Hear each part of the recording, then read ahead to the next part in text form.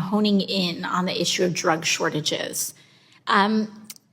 Drug shortages, of course, are more than just an inconvenience for a lot of people, but they can have deadly consequences for people in urgent medical situations. And one of the most common drugs in the United States right now facing a shortage is the liquid form of albuterol, which is used by hospitals to treat asthma. Albuterol has been in short supply since 2022. And this is an issue that hits particularly close to home in my community.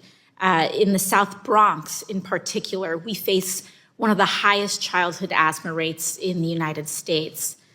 And when these kids and their parents show up at a hospital and they're unable to breathe, they may not be able to access the medicine that they need if there is a shortage.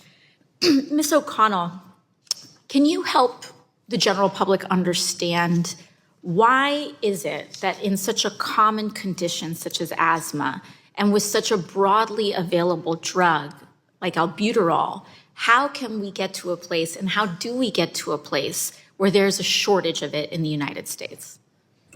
I think to kind of disentangle this a little bit more, there's a lot of talk about incentives, but at the end of the day, the United States healthcare system is a for-profit system. And largely, an incentive is about if making it is profitable. And in a for-profit system, manufacturers need to know that their drugs will be profitable. If it's not profitable, the incentive doesn't exist, it becomes difficult to manufacture. But if manufacturers can't afford to operate, they will leave the market altogether, as you noted, or move their operations abroad. Meanwhile, drug shortages are costing hospitals at least $360 million annually in labor costs alone for making up for some of these shortages. And so what all of these pieces put together are pointing to is a market failure. And ironically, this market failure is emerging because the drug is affordable, is because the price is very low. My understanding is that the federal government has effectively acted in the past to address drug shortages. And in particular, both Republican and Democratic administrations have used the Defense Production Act to address past drug shortages. There's been some discussion today about almost like a strategic reserve of sorts, but for medicine.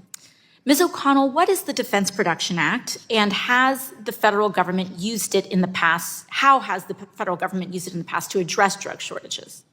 Absolutely. Thank you so much. Points, because we are hearing talk today of moving manufacturing to the United States, and it's not to give short shrift to that point, but some of those examples that you named, albuterol is manufactured in the United States, IV fluid manufactured in the United States. Even a couple of years ago, baby formula, also produced in the United States. All three of those things are produced in the United States. All three have had chronic shortages.